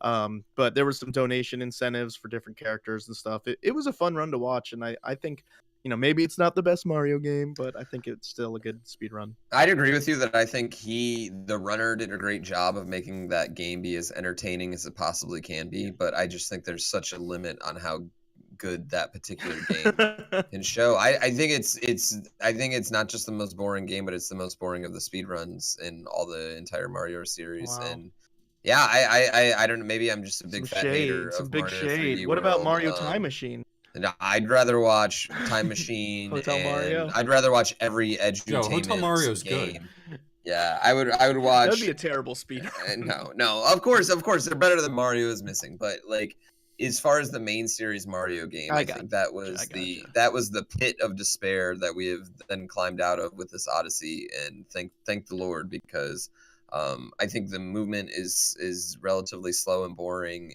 and it's like it's just too much Peach everywhere. I don't know. You know what? That's like, and with that being said, I'm totally with you, and that I thought the runner was incredibly fun and entertaining. Yeah, I just don't like the that couch game. was really good. Yeah. I agree. I'm glad they went Odyssey. I think most of us are. I never bought a thing to play 3D World, and I bought a Switch to play Odyssey. So I totally hear you there. But I'm glad. I can't wait for Odyssey next GDQ. That's going to be very hype, and I cannot wait. Let's do rapid fire. A couple more of these ones we might. So, Legend of the Mystical Ninja 2-player co-op with Clear Tonic and Countdown. I'm super biased. Good friend of mine, Matchbox Matt, as well as another good friend of mine, TK Fire. They both run this game, and they both ran co-op together, which I'm thrilled by, because the co-op has some really cool skips that aren't possible in one player, which I'm a sucker for that in speedruns, when you can do crazy shit that you can't do in one player in a 2-player run. Yes. I love that. And that run is super fun to watch. It's super high quality, and I'm already biased in favor of it. And then 2 really great speedrunners, Countdown and Clear Tonic, doing that run with Matchbox Matt and TK Fire on the couch. I was sold. That was all I needed. I mean, any co-op run, there's so few co-op runs that add more to the run than it would be as a solo run. It's always really fun to see runs like that, or Goof Troop, something where having a second player enables you to do things that add to the run. So that's one I've been meaning to check out for sure. Aladdin, if you're looking for a high-tech speed run, Chad's run this game, but the Hulk is just a monster in the speedrunning world. He has like 30 SNES world records, but something he like just that. got beaten by Joe D'Amelio in any percent. Just got beaten. This game is as optimized as it's ever been. Aladdin is crazy good. It's crazy hype these days. They're finding new strats and new things constantly now, and it's just, the game's falling apart. This was the 100% category. It was a donation incentive to play 100%, and it got met, and La Hulk played it, and 100% is amazing. You may not know from looking at the game, but it's super high level play. Is so technical for Aladdin. A lot of mashing of the whatever it is to make you float. The R button, which is the worst button to mash. Yeah, it's a fun speed run to watch for sure. I never want to run it because I don't think my hands could handle it, but I definitely recommend checking that out. Also, our boy, I feel like you're the Densha person, or you're the Initial D person, but Densha de D is a train racing game. Mm-hmm. So I'm just gonna let you talk about it, because it was something you would know about. So Initial D is a manga/anime in Japan that takes itself fairly seriously, and it's about street racing. And because they take themselves so seriously, someone came out with a manga/anime called Densha de D that makes fun of Initial D by being about racing trains, passenger trains. And so they made a game about it, about train racing, and it actually has some really crazy speed strats and skips and things like that, glitches that make the game really fun to watch. This was a really great run to watch. All the couch plus the runner were all in suits, because everyone in the manga wears these really nice suits with ties, so they all came with their suits and ties. Yep. And it was really entertaining. It's a really funny game. It's just a ton of fun to watch. If you're looking for just something lighthearted and quick to catch, it's a pretty short run, and it's just hilarious to watch the whole thing. So check it out. Okay, so do we want to just do this? We missed it as rapid fire because I think we have a lot of Q&A coming up. But there was a lot of stuff we missed. I've seen a lot of people posting in chat stuff that was their favorite that is on this list of things that I'm queuing up in my YouTube VODs that I Yeah, can't you have to wait keep watch. in mind that we're there and we can't watch everything. We've only been back for a few days, so we had no hope of catching everything by now. And we don't want to sit here and say to you how great every run was that we didn't see, but we do want to tell you about stuff that we know you should watch and that we're going to watch ourselves over the next few weeks. So can I start this one? Yeah, hit the ground. Dude, Blaster Master Zero by Scavenger. Scavenger's an amazing speedrunner, but this had the added caveat that there was actually a bid war for what character he played. And normally that's just like a reskin, but each of these characters actually had drastically different abilities. They ended up getting Shantae, which is one of the DLC characters, and she thankfully is like the quickest from what I understood. But it could have gone, the run would have been drastically different for him depending on which character he picked. So he basically had to learn essentially like 6 runs to prepare for this, which is pretty awesome. Yeah, I didn't realize that game you could play as Gunvolt. You could play as Shantae. Like, it's so weird. I was like, you could play as Gun, because I've speedrun a Gunvolt. Gunvolt rides the Blaster Master thing. I don't know how that works. It's really good. You should check he said he had to learn all of the runs for it, which sounds like a lot of work. So check that out. I missed that. I know you saw it and said it was really good.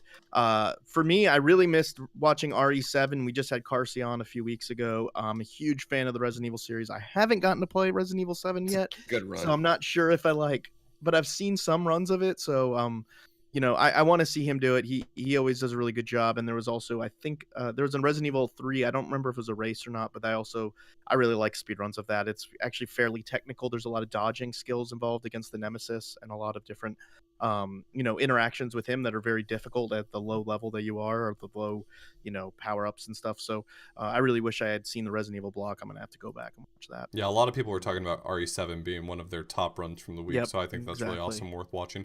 I'm going to throw in their DKC2 Warpless and then the DKC reverse boss order run that got met. I think that was a donation incentive as well. Both of those runs are super awesome. It was Void, and I don't remember who Void raced for the Warpless race, but it was 2 runners. I apologize. Waffle 42. I just looked it up real quick. I really want to watch the RBO run. I'm a big fan of RBO. It's a really cool run, and DKC2, I have no nostalgia for it, but I know that it's a fantastic speed game. I've watched plenty of it, so they're 2 runs that I definitely want to watch. Void's a great speed runner, so check him out. Yeah, my schedule got all messed up. I stayed up all through Awful Games block to do commentary for Titanic, and then I stayed up real late to do Wonder Boy. So I missed the NES block, and it was just chock full of a lot of awesome games. Panic Restaurant, which is a game I own. There was a bunch of stuff that Toad does. I loved Toad as a speedrunner. There were a couple of NES games outside of that. Like there was a co-op Contra with Angry Lanks and TMR I really would like to see. So Guerrilla Warfare. That's why I didn't mention any of those NES games, because I missed them, but I'm definitely going to queue that up on a big list of YouTube and just go chug through them. There's a lot of good ones on here. Go for it. The Diablo. Oh my god. Single level. Yeah, the Diablo runner was completely entertaining. I had no idea what was going on. Did not matter at all, because I mean, you played Diablo, you kind of get it. And it's just like he's just kind of doing things and duping items, and all of a sudden, like you just see the screen just kind of erupts into a big flame, and it's over. But it was just really fun and awesome. And the runner did a great job explaining everything and keeping it entertaining. Owlboy is a game that oh, go ahead. I was just going to say, I kept catching snippets of the Diablo run, and I never saw enough of it to see how the run was going, but every time I caught it, everyone on stage was just erupting in laughter, and I was like, I have to go back and watch this later. Okay. Good run. I like, anytime everyone's laughing, I'm in. Owlboy is just one that me and Chad both mentioned. Really wanted to watch, but we both haven't gotten to run this game yet. I've heard amazing things about it, and I think it's out or coming out on the Switch, so I've been kind of holding out for that, but I really want to play that game. Also, the TAS Monkey Ball, I didn't get to see any of the TAS stuff. I saw the TAS Dram 2, which was amazing. I guess we should have mentioned that. It was just so short that you know, I didn't get to, but it was really, really good. I want to see the TAS Monkey Ball run, and anything TAS did. Dwayne Go-See does amazing stuff, so yeah, for sure. The Athena race is pretty awesome. I think we just lost Grand Pooh Bear for a second. And here it comes. No, I'm coming back. So the Athena race, I didn't get a chance to catch it. It happened slightly after my race, where I hadn't slept in like a day. but I really want to watch it. I know it's going to be awesome. So yeah, along with that, Super Mario Galaxy is always a really good run. I didn't get to check that out, but I've gotten to watch a lot of people casually and more seriously run that game, and that's a cool run. I want to check that out. And I want to be the Boshi is also really intense. It's Boshi. Run. Yeah, it's just one of those games where it's really easy to see how hard it is. And it also has great fan game music and other stuff like that. It lifts like sprites from all sorts of different games, so it's always fun to watch. And you put on the list Spelunky. Spelunky's just one of my favorite games of all time, and I have not got to watch this run yet. It's a roguelike platformer. To me it's the best game that's been released the last 10 years, and I love that game so much. Derek Yu's actually making a sequel to it coming out. It's supposed to be this year. Nice. So I'm really eager to see what they did with that speedrun. Normally speedruns of that are just grab the teleporter and pray, but given its random nature, I don't think they were allowed to just do that in here. So it's also a game where if you die once, and you can die in one hit and a lot of different times, but if you die once, it's over. You don't get another opportunity. So the pressure's on in that particular type of run too. For sure. And lastly, I just wanted to mention Crash Bandicoot NST because I didn't get to check that. I know when Spike Vegeta was on, he sung this game's praises over and over again. He got addicted to it real hard, and that led off the whole thing. I didn't get to check that out either. We were driving up. Yeah, we were both traveling during the start of the marathon, so we missed it. Jay Hobbs is a great friend of mine, so I'm really looking forward to watching this run, but just haven't gotten a chance to do it yet. But and just lastly, no offense to any runs we missed or anything. I think all the games have merit, and this list isn't comprehensive or anything. There's a lot of stuff that we all enjoyed that we just maybe didn't get to mention. But go follow Games Done Quick on YouTube, and you can just see them all popping up in a row and watch as many of these as you can. But we had a real good time. And I think that's it for this section. Would you agree? Yeah, I think, we're pretty biased toward retro games, obviously. I think anyone who knows anything about us knows that slant, but just in general, there were so many great runs that we didn't get a chance to talk about because we either haven't seen them, we don't know a lot about them. There's a ton of great runs from friends of mine that I'm going to go back and watch after the fact, but there's so much great stuff. Exactly. There's a lot of friends that I missed their runs and stuff. Breath of the Wild, I don't know why I didn't put this in the big runs. I loved watching Breath of the Wild, by the way. I was really excited to see a full category get in because, the NR percent is so short and that game's so beautiful and such a fun experience. So I enjoyed watching a few hours of that before I conked out at the end of GDQ, but definitely a run worth checking out. So we're going to go ahead and take a quick break. We have a ton of Q&A here. We're going to try and get to as many questions as we can, but listen to some fresh music and we'll be right back.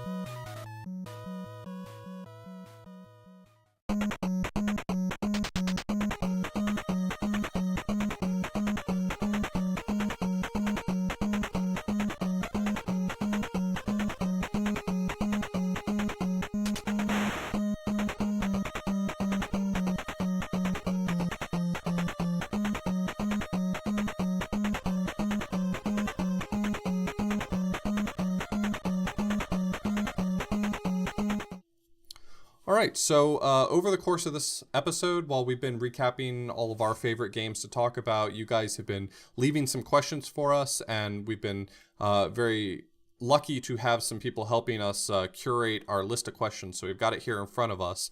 And so I just want to kick off with a big one.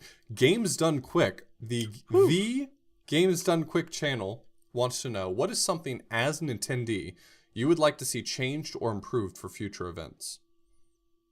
a really tough question because GDQ is, and this isn't me sucking up. Obviously, we do this episode for a reason. It's like my favorite event of the year. It's my favorite 2 events of the year. I like Summer Games Done Quick more just because I get to travel out of town, so it feels a little bit more vacation-y to me. But man, what would I want to see changed or improved? You guys got anything? Yeah, move it to more warm, like you just said. No, I mean, now that we're not restricted to necessarily being that hotel, I would really like if we went summer warm for awesome games done quick. But like as far as the actual experience goes, man, I love it. Like the only really downfall I could say was there was no pinball this year, and I understand that they wanted to have pinball. Yeah, it's not like they didn't. Decision. Yeah, it's not like they didn't want to have pinball. They even apologized to us for not having pinball. Yeah. So it's like, how do I even get mad at that? Like I don't know. Like they're really fun to go to. They're really, really, really, really fun to go to. I personally have had an amazingly awesome time at every GDQ I've been to. I mean, any answer that we give is going to be self-serving to our own interests at the event. So like for me, for instance, my answer is always going to be, I wish there were bigger and better space for just playing video games. I wish that there were more available space for stretching out, doing races, playing video games, and sharing games with people, having them teach me my runs. But you have what is comparatively a small room, though it is quite a large room. But you have comparatively to the number of people who are there, such a small room with TVs, and it's really, but I mean, how are you going to really address that without just more space? Once we expand into a larger place, as is most likely going to be the case in the future, hopefully we have better facilities for that kind of thing. World 9 Gaming has done such a great job of facilitating our needs in that space. I think that that's been fantastic. Our arcade being supplied by Tokyo Attack is just unbelievable. Maybe, I don't know. It's so hard to say. I think a lot of the criticism that we could have given when we started this podcast almost 3 years ago has been addressed. I mean, there's been a lot that went wrong in some of the past ones, and they're almost always fixed by the next one. So I would say, in general, just facilitating some more of those spaces, like the board game room at the current hotel we were at for AGDQ, is just almost obnoxiously small, which is why so many people moved out into the food room when they wanted to play board games. So that was a problem that kind of solved itself. But facilitating that space is important. But that's what makes the GDQ so unique, is that it's unlike a conference or a convention. You don't have this fixed space for booths, for a little arcade, something like that. You have, this free-form, multi-purpose space that people make of it what they want. So I've got a couple of small things. Well, I mean, I think the biggest thing for me, actually, which isn't a small thing at all, is like I don't want to see it change too much, I guess, which is the opposite of the question. But, as it is going to grow, I want it to always still have this small community feel. Like, I don't want it to become a 50, 80,000 person event. Like, I like it being more like half runners, half people who are just really passionate about the community. Not that I want people to be left out, but I just don't want it to grow to the point where it becomes something different. I liked that they added who was doing hosting for the schedule. I think it would be cool if they could add who was doing commentary. That obviously would involve more planning ahead of time by the runners themselves. They used to do that, sometimes throw people on our couch. But now that commentary sort of decided, 15 minutes prior to the run. Yeah, exactly. So that would require it to be a more scheduled thing, like a more like official 2 or 3 people that are going to do commentary. That would be pretty cool. But other than that, like just mostly not growing too much is the big thing for me. I really love it the way it is, and so I don't want it to turn into a mag fest, because at that point you've kind of just lost the whole point of it. I don't think there's anything wrong with the majority of people involved with it watching it online. Not that I want it to be where people try and sign in and sign up and they can't because it's filled. It's a really tough balance. I don't envy the people who have to make the big decisions that, there's always going to be people upset about one side or the other, but I really do like it being the way it is. Other than that, and the commentary thing, I thought I had one more, but Oth interrupted me, so I forgot it. Nick said a longer awful block. Longer awful block, yeah. 3 to 4 week long awful block would be perfect. No, I mean, I think a lot of stuff has improved the last few years. We talked, maybe even talked about them years ago. I mean, we had issues with sometimes like with the game lists getting announced and all this. All that stuff's been so much more professionally handled and quickly done. Like I've always been an advocate of games done quick. Like I'm not like, not to suck up, but I just like, it's always been one of my favorite things.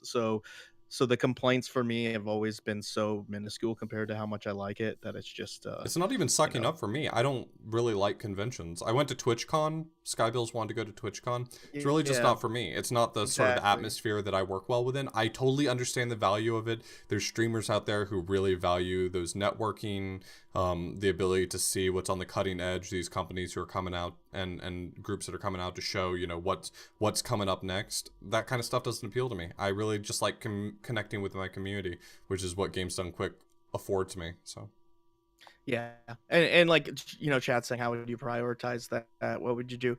Again, I don't have the answers. I think it's a really tough line to say.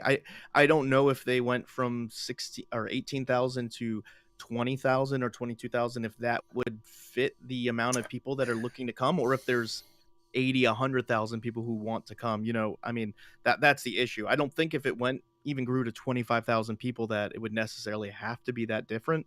But I'm saying, I would hate to in 2 years be like, well, I don't really want to go to GDQ because it's become MagFest. That's my personal opinion, though. I don't want anybody to feel left out. I don't want it to feel inclusive, but at the same time, I don't want it to feel like, you know, just this giant event that has no personality to it, because the whole fun of GDQ is meeting people, getting to know streamers, getting to know your viewers and stuff like that, and you lose a lot of that when it gets really, really big. So yeah, I think my biggest, like, the thing I'd like to see from GDQ is just continue like what they've been doing with, and this has nothing to do with the event at all. It has to do with like continue using the channel for the good of speedrunning beyond. You know what I mean? Continue doing more hot fixes, continue reaching out and doing more things, because the GDQ channel is the most powerful tool in all of speedrunning right now. I think the they've amount done of so much more the last few years. Exactly. Which is really cool. Yeah, and they could still do more even. Yeah, I want to continue to see them do more more things like that, and utilize that channel and give exposure to different runs and runners through that channel, because it's one of the most followed channels in all of Twitch, anything.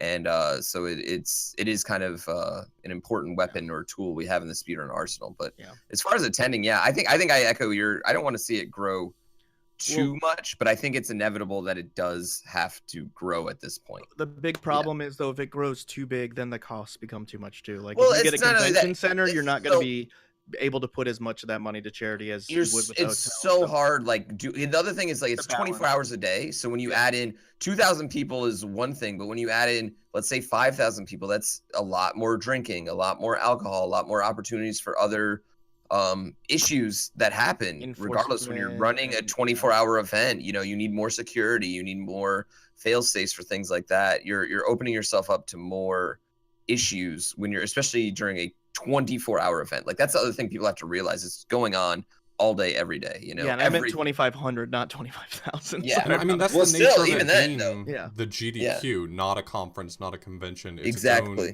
unique thing. It exists outside the sort of, we can point at other things and say, why can't you be more like MagFest? Why can't you be more like TwitchCon? It can't be those things because it's not those things, and it's not serving that purpose. So, and then why would people go to it? Because then they might go to one of those other things instead. Right. So anyways, those are kind of our rambly thoughts. Not like we got to think about this much ahead of time, but moving on to Wrecking Ball asks, how was your run, Pooh? Oh, it was fun. It went good. I mean, yeah, it was fun. It was awesome. I had a great time. It was really fun. That's all. I had a really good time. Like, I didn't even think. Yeah, it was fun. Yeah, it's always fun to get up there and play on the stage, and I know you're your own harshest critic, but I mean, that run went as well as you can expect any Kaizo-like game to go. Yeah, I mean, that game's significantly harder than Dram 1 was, in my opinion. And so overall, like, once I got out of Star World, because I was legitimately worried I'd just get stuck in Star World and just be there forever and have chat turn on me, but it ended up working out great. So yeah. That was awesome. You could have been the villain, though. That would have been worth it on its own. Yeah, I would have. Trust me, I was waiting to turn heel. You know what I mean? I was ready for it. So taking a wrestling cut. BD Weasel asked, "What was the best practice room race of the marathon, and why was it Moonmaster?" Moonmaster Well, I'll be has honest, I become. didn't see anybody play any Moonmaster at GDQ. I I'm gonna played be real Moonmaster honest. at GDQ. I bet you did. Moonmaster Yeah, is it's taking on a life of its own, and I got to be honest, I'm kind of frightened of it. Yeah. I'm gonna have to play it cool. I'm the undisputed Moonmaster as far as the original version goes. This new port doesn't really hold up to the original, but Man. I'm the undisputed best. I'm 6 frames away from the 5, the fabled 5. I was there live. So Yeah, I saw a lot of people racing Link to the Past. I'm trying to think of what other races I saw. well, there was a big lot a Link to the that I Past saw. One Mind race that happened, which was I that thing missed that out you on and I that. played. So Yeah. One Mind, for those of you who don't know, is a ROM hack genre that has kind of started more recently, where 2 controllers control the same character, but who is controlling them changes over and over constantly. And Kaizuman, so the original one was Super Mario World by Dots Are Cool, but Kaizuman made a version for me for A Link to the Past, and me and John played it, and we had a great time. And I We got a guess sub 2 hours, I think, Yeah, right? which was probably remarkable. almost as good as our race times when I was Yeah. at your house. and then when we got to the GDQ, there was actually a fairly large One Mind race that took place. I think there were like 7 teams or so. It was pretty impressive. Yeah, that's a really cool ROM hack. I had a lot of fun playing that with Chad, and I missed out. I know I got tweeted for that. I missed a lot of races. I know you and Smartball did Kid Cool. I got offered to do a FF7 Midgar race that I just couldn't make, unfortunately. And I know that we both got messaged on the One Mind getting set up, but I was at home or something. I wasn't able to. Oh, make you know it. what I got to plug? I don't know if it will come up in any of these other questions, but while I'm thinking about it now, I got to plug it. You know what was hype for me was watching all the Ultimate Mortal Kombat going on in the practice room. Blunt I missed that Bunny entirely. was styling on Caleb Hart. Oh wait, He I just- saw that. I saw He just that. made Yeah, him yeah, look bad, and then after that, Blunt Bunny played against L-Rock, who pretty evenly matched him. It was just really fun to watch all that happen. I'm not a huge fighting game fan, and I know that Mortal Kombat kind of exists in a space outside conventional fighting games, but just watching those guys all be really good at Mortal Kombat was super entertaining. It's fun to see like speedrunners get thrown into another element of video game playing that's not, speedrunning a platformer. So to see someone like Caleb and Bunny doing Mortal Kombat is definitely not something you see every day. So it's always cool to see those. Along with, there was very little Mario Madness with Darby and what is it? Yeah, no first Mario. I mean, he was Yeah. him being sick. I think really There put was a little damper bit of on battle that. mode at the beginning of the week, but yeah, him Yeah. getting sick definitely hampered that. Oh, there was also a bunch of NHL 94 going on. There was some people playing 5 players all on the same team versus the computer. There were some one-on-one matches. I didn't get involved in any of the NHL 94 SNES extravaganza, but it was kind of fun to see. Some of Yeah, that. you know what? I didn't even see like any Windjammers breaking out. Oh, even I this wanted to time, play you Windjammers. know? I I was super wanted pumped to for play some Windjammers. Windjammers. I tried to get good at Windjammers too. So It I wasn't could, in like, the get up in. arcade this time. Everyone Yeah. gets It so was in the excited arcade about last time, Windjammers, convinced me that this was going to be the year I was going to play Windjammers, and then, well, there's none, so... Yeah, it was in the arcade last time. There's my question for what can change for GDQ. Always have Windjammers in the arcade. Have like 3 of them because Windjammers is amazing. Oh, the best practice room race of the marathon was the meme game race. It was Winnie the Pooh Pooh Rumbly Bear? Tumbly Adventure. I missed Which out on which that. we couldn't participate in because we're such rumbly tumbly veterans. You Yeah, know? I was there the whole time, and most of what I heard from the racers was, "Why do you play this?" Woo! But I think I might have convinced Pants to run it now that he's gotten home. So. I remember you were all running that like a year or 2 ago. And Games Done Quick says that they were upset that Windjammers was not in the arcade as well. So Okay, we'll have to figure that as out. long as we all agree on that. We'll get to the Yeah. bottom of this one. Yeah, me and Enemy had an epic. He's very good at Windjammers, and I had never played it, and we had an epic like hour or 2 of playing it at AGDQ last year. Oh, that sounds Yeah. like so much fun. So, Credge33 asks, do you think that the estimated times for GDQ this year were closer to actual? So I have a I'm- theory on this. I want too. I want to You get on go my ahead. soapbox real I quick. see some scheming going on. I don't have that much of an opinion, so I want to Yeah. get on my soapbox about this. I take issue with the fact that as a community, we've decided that estimated time for your run means what's the worst it could possibly go under any circumstance, and then double that. that really annoys me that that's what our community has decided the estimated time is. Because as far as I'm concerned, if everyone lists as their estimated time what an average run would take them, the marathon would stay on track perfectly. But then we get people who get ahead, or then some run does go double catastrophic and we get behind, and it just goes back and forth in this really obnoxious way. Oh, see, I thought that I thought people were going really close to their estimate. I thought people weren't giving themselves enough time this year. And maybe I'm wrong on this. You know what I would just like to see? I wish we didn't have this be all end all, you were under your estimate or you're the worst player of all time. And and the other thing is, I think as the pressure to get in the marathon grows and the competition becomes higher and higher, there is this like undercutting of times for estimates, which I don't think is a good thing or a productive thing, and I don't think is necessarily reflective on the actual skill or basis of the runner. I mean, I still think there's times where it'd be more pertinent to take a runner who's got a comparable PB but maybe slightly less, but is going to put on a better show for people. Oh, absolutely. And I don't think GDQ necessarily agrees with me on that, but I think there's plenty of times and opportunities where that would make a lot of sense.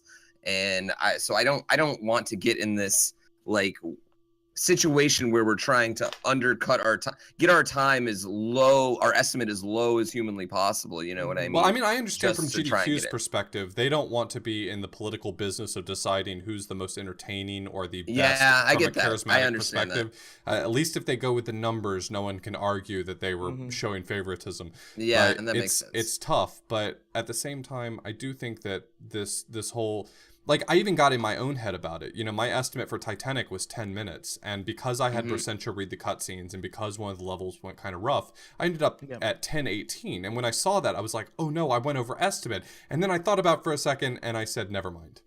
Yeah, that's the thing I would like to say. The only opinion I have about this is for any viewers watching or anything, don't troll chat or react that somebody is over or underestimate, because it means very little. As someone who's had 5 runs in GDQ, I can tell you if I said, hey, can you up my estimate by 2 minutes? Like, they've done that for me before. And it's sure, I've always finished underestimate, actually considerably underestimate for all 5 of my runs, but it didn't necessarily mean anything good or bad about the runs. Like, it just is what it is. Like, if I have an 8-minute speed game, I'm going to say 10 minutes. So if I get a 9-minute time, to me, that's really bad, but I'm still a minute under time. So I don't know. I see, like, as soon as that second goes above the estimate, like, everyone's like, oh no, it's above estimate. And it just doesn't really matter that much. Yeah, some of my favorite runs historically have been runners that went over estimate and kept a good attitude. I remember when the Prince of Persia run just went completely in left field and he was way over estimate, but he had such a great attitude, it ended up being such a fun run to watch anyway.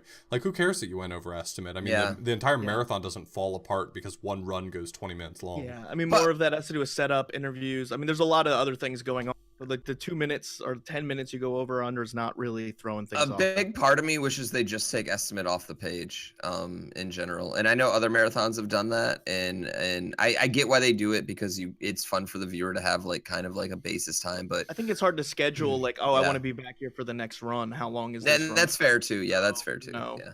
I understand why they do it. It's a necessary evil then. Yeah.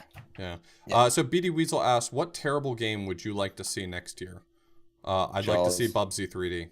Baby's Kids, Wanda Gamelon, and Bubsy 3D. Sorry, Wanda Gamelon, actually. We are not serving our own interest with this answer. You're not going to. Yeah, I said Charles too. There's no way to not get a self-serving answer for this. All 3 of us run notably bad games, so we're all going to say our personal favorites. No, but for real, I want Wanda Gamelon really bad. I do too. Of those 3, I want Wanda Gamelon the most. I was hurt. The only submission I've ever gotten rejected that made me sad was that Baby's Kids didn't get into this amazing awful block. But I do want to address something. I do want to address something Games Done Quick said in the chat, because I want to make sure that we were very clear about what we were saying. Games Done Quick just mentioned going over estimate isn't a big deal as long as it's not because the runner didn't practice or similar. I don't want to I don't want to make it sound like I'm saying that no one on Games Done Quick staff I've ever heard of has complained about a runner going over estimate. Exactly. No one said anything to me. No one said anything to the guy who ran. It's more the chat reaction. It's just like, it's sort of this community spirit about going over estimate being a bad thing, and that's what I just wanted to make sure I cleared that up. I think there's just a myth on what Games Done Quick gets mad at us about in general, which is damn near nothing. Yeah, nothing. Like I have accidentally let curse words in every run I've ever been in, except for the last one, except for this past one, and I've never got anything but hugs and handshakes and you know, it's a big myth that has been perpetrated that like GDQ, like you're not allowed back if you go over estimate. No, they don't. That's not how it works. You know what I mean? Just go to our speed run if you want to find stuff like that, because it's not true. But if you like that kind of reading, then you BD Weasel wanted to know what was the best arcade room offering. It's so easy for me to just say Initial D, but the correct answer, objectively speaking, is the Bishibashi. Bishibashi was awesome. I didn't play any. Yeah, Bishibashi is really fun. Bishibashi, for those of you who don't know, is basically a Japanese arcade version of WarioWare. Just a ton of really fast-paced versus multiplayer random stuff, mini games, and it's hilarious and frantic and frenetic. And go next time you're at GDQ. Those of you who listen who go to the GDQs, go into the arcade room with 2 of your buddies and just beat on that machine all night long. Yeah. So Kredge33 says, Link to the Past randomizer was a great highlight of GDQ. Do you foresee any more randomizer races like this in future GDQs? I'd say absolutely. I think they'll at least take one more shot at it, see if is it Link to the Past randomizer, or do people enjoy randomizer content? I would assume the most likely to get in would be like Zelda 1 rando next. That'd be my opinion.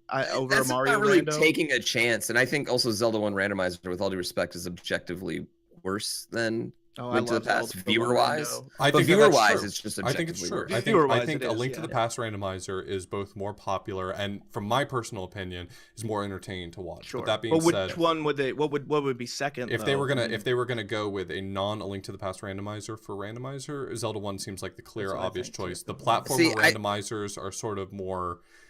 They're neat, but they don't offer a lot of extra to the table, I think. See, I think Super Metroid randomizer would be the other one that could show. Okay. And I think that one lends itself really well to. I could see that. I don't think Mario, because it's about finding items. Step. Yeah, I don't think so either. I don't think SMB3 or SMW or anything like that would be the next step. But I could see Super Metroid or another Zelda game. Zelda the RPG randomizers are really cool, but I don't think that they don't make sense to someone who's not super you have to really know what's going on, and and those communities are much smaller. Like people who watch Dragon Warrior 1 or Final Fantasy 1 speedruns are a much smaller amount of people compared to like Link to the Past or Zelda.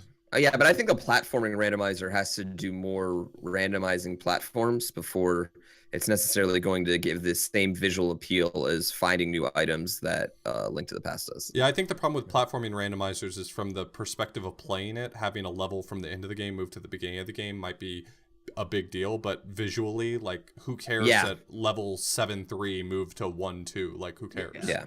So Craggy P, just as a follow-up question, asks, what do you think of the rise of the popularity of randomizers and about the way the community has been able to do so much to make an already great game more interesting, since you can't memorize every jump or shot, etc.? I think... Go ahead. Yeah. I want to take this over you two humbugs here, humbugs. Randomizers are awesome.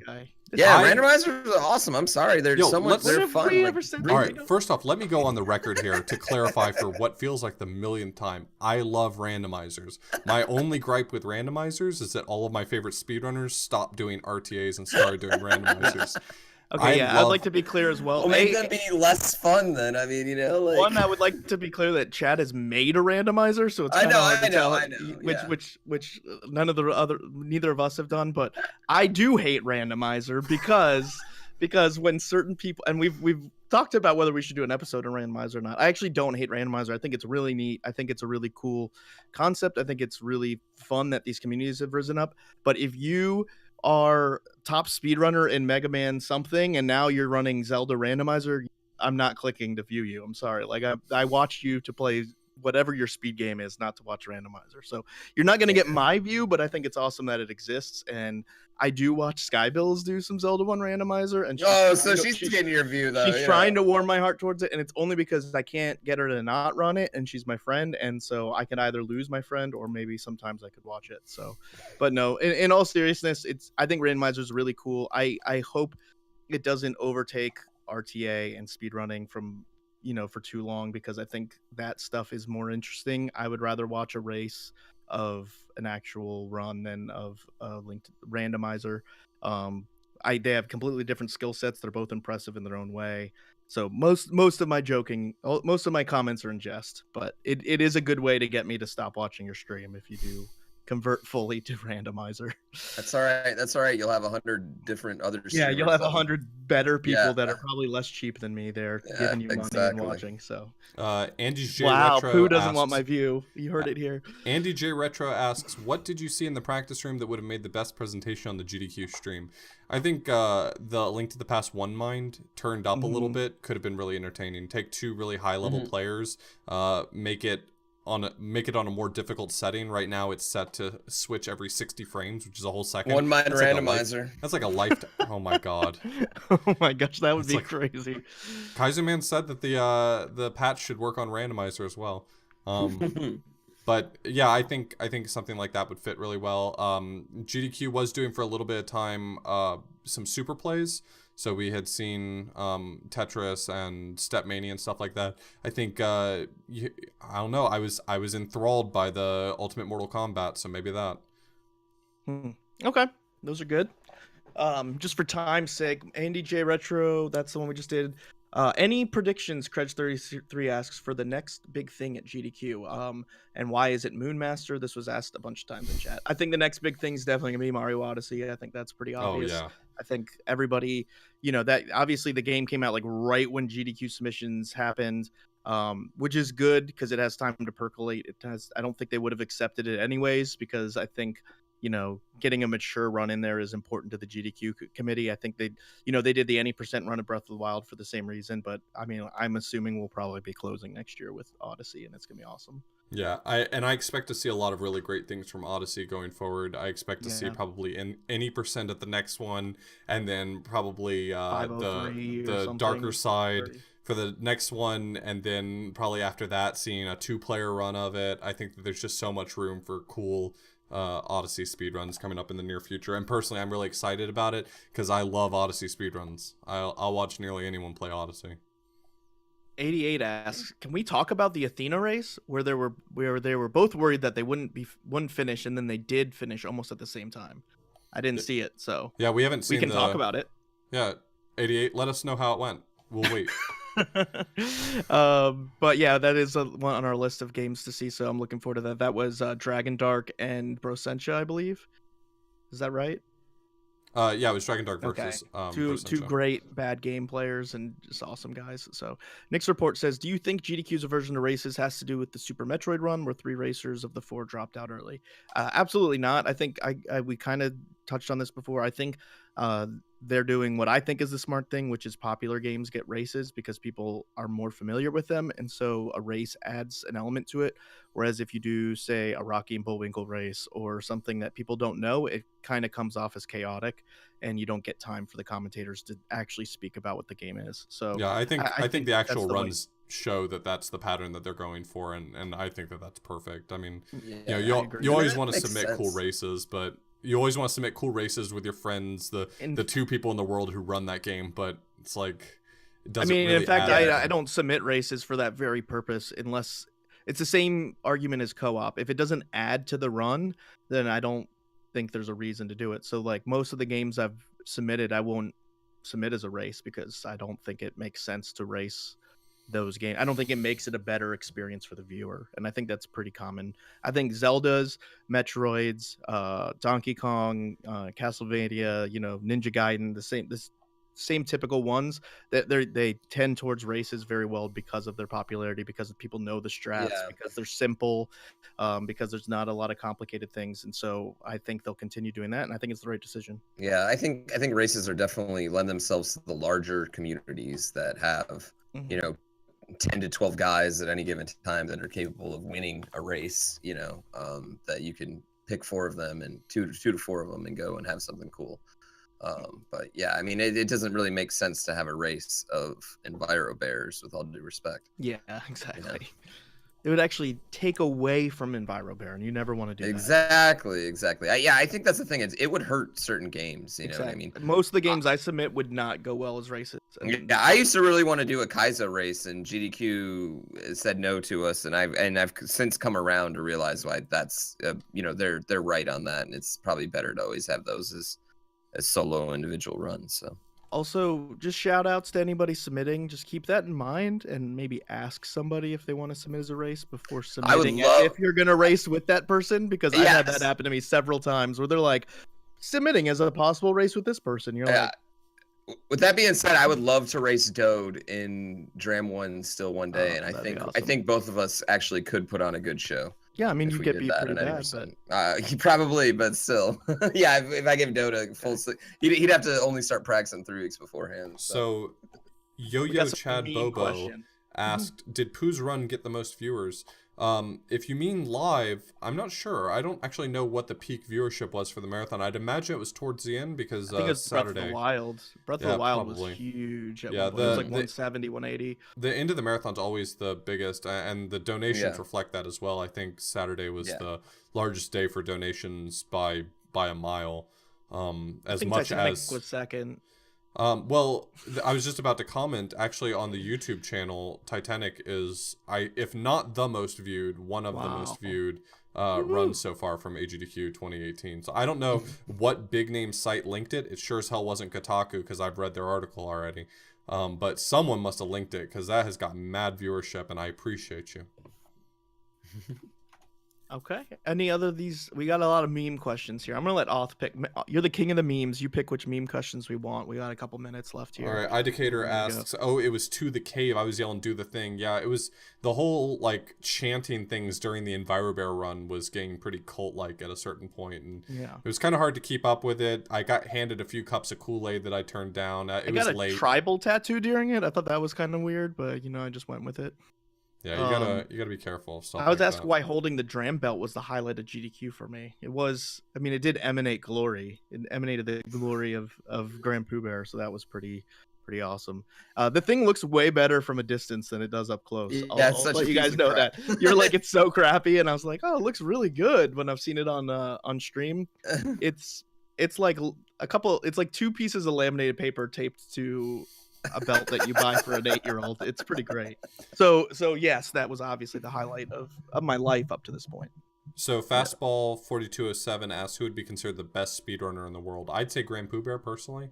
For my money, you can't do much better. Lack Attack. Lack Attack's the best speedrunner in the world. Best speedrunner in the world. I don't think you can qualify runners of different games. It's like saying who's the best athlete in the world. It's really hard to judge. Like the best soccer player versus the best basketball player versus the best football player. Like they play different things. I mean, we're focused on retro stuff as well. I mean, it's really hard to say because you look at names like Lack Attack, you look at names like Darbian, and you're like, well, look at how many different runs those guys can do stuff for. But then you look at someone like Atraz, who nobody knows about, who's taken Game Boy world records from all kinds of great runners, and nobody even knows who he is, but he only runs Game Boy. So I really don't even, I can't even answer that question. I'm not answering it.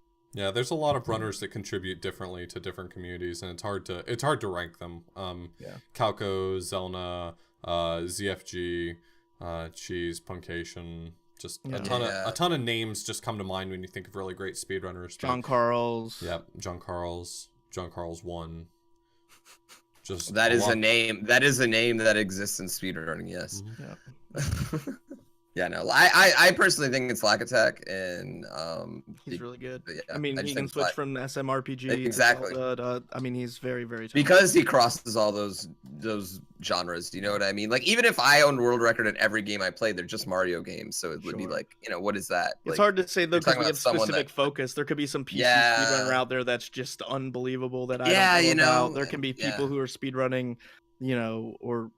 it's really hard to judge. And I think at the end of the day, again, like speedrunners get too much of the glory for all the work that other people do for these runs. And I think that's one thing I would like to hear more about at GDQ. And who's the best router in the world? Sometime like when other people have routed the game, TASs contribute to it. People, glitch hunters find things. I think they need to get more credit at events like GDQ.